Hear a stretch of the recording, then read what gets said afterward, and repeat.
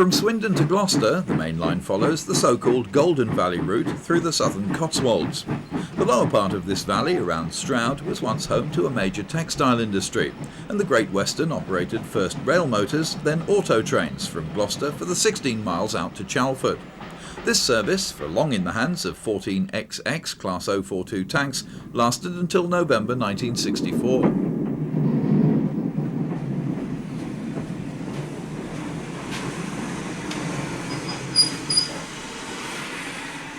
St Mary's Crossing, a mile west of Chalford, was one of several unstaffed halts serving the textile workers' villages. Tickets from these were issued on the train. At Brimscombe Shed, large prairie tank 4160 waits ready to bank trains up the 4 miles of 1 in 60 and 1 in 75 to Sapperton Tunnel.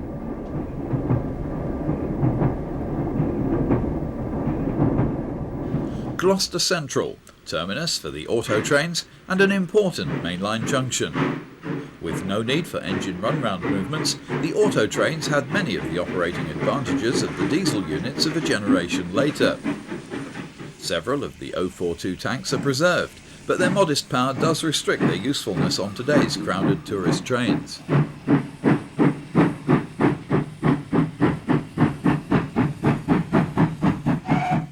A local for Cheltenham departs behind 9471, one of the chunky large pannier tanks. This engine was built by contractors Robert Stevenson and Hawthorne as late as 1952. On the centre road comes Collet 060 number 2241.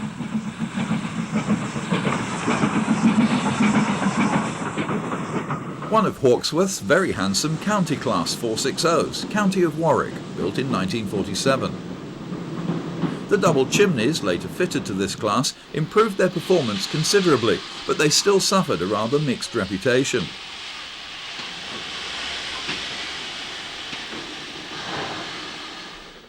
At Churchdown, halfway between Gloucester and Cheltenham, one of the large pannier tanks hurries along with a Cheltenham to Paddington restaurant car express. At Gloucester Central, the train will reverse, with a larger engine, probably a Castle, taking over for the run to London.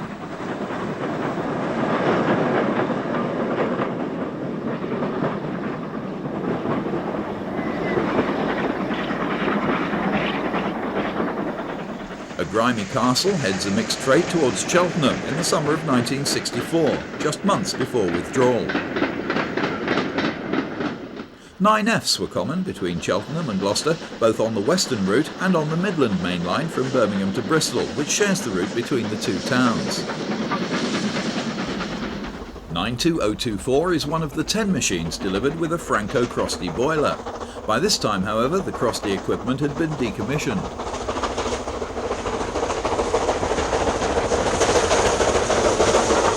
Lansdowne Junction, Cheltenham. A Castle from Gloucester heads for Cheltenham Malvern Road and beyond to Honeybourne, with the branch to Andoversford on the left and the Midland line to Birmingham behind. Leaving Lansdowne Junction westward, another pannier tank with a London Express for reversing at Gloucester. The 8 miles between Cheltenham and Gloucester were quadrupled during the Second World War and de-quadrified again in the 1960s. Cheltenham Racecourse Station in summer 1959, with a pair of Swindon-built cross-country DMUs passing the southbound Cornishman from Wolverhampton to Penzance.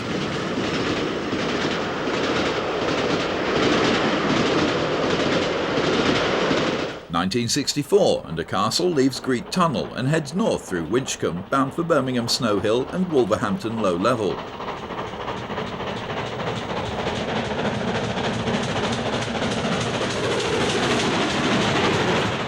Minus its Woolles Hall nameplates, 5965 near Toddington.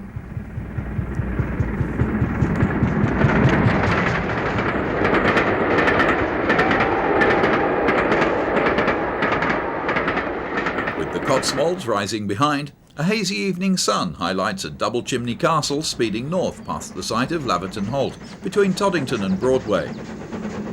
Passenger services on this line ceased in March 1968, though Laverton Halt had closed back in 1960 when the Cheltenham Honeybourne auto trains were withdrawn.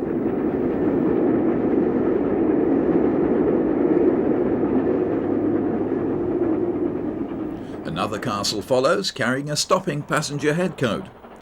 Freight traffic on this line continued until 1976, when a derailment at Winchcombe blocked the line. Later, the private Gloucestershire-Warwickshire Railway began operations at Toddington and has currently reopened nearly 6 miles towards Cheltenham. Gloucestershire-Warwickshire aims eventually to reopen north towards Stratford, and a scene like this might one day be recreated.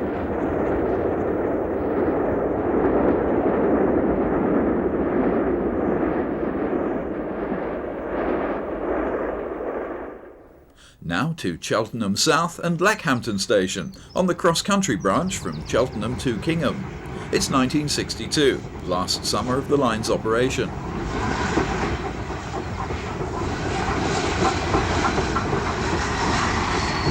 Charlton Kings, next station up the line, this time in 1959. This had once been used as a through route between the Great Central via Banbury and South Wales. The 6 miles between Cheltenham and Andoversford were shared with Midland and South Western Junction services.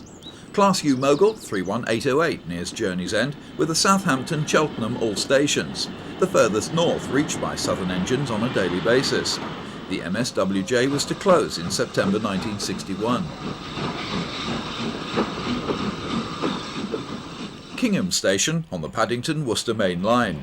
The flyover carries the Banbury-Cheltenham direct route, as an up train arrives behind 7007 Great Western, renamed from Ogmore Castle at nationalisation to mark the end of the Great Western Railway.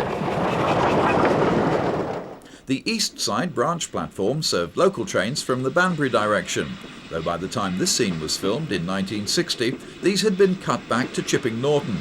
At the end of 1962, that service too was withdrawn.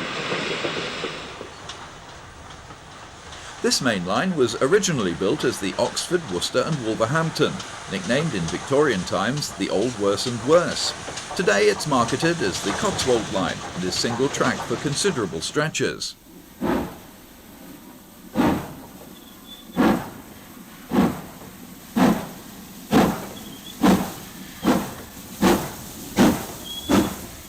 And so to Oxford itself, with its ramshackle wooden buildings for which the station was for so long notorious. 5025 Chirk Castle wheels in a Worcester to Paddington Express. At another platform, it's an oiling round for 7031 Cromwell's Castle in superb condition. Besides its poor passenger facilities, Oxford was notorious as an operating bottleneck, with trains from 6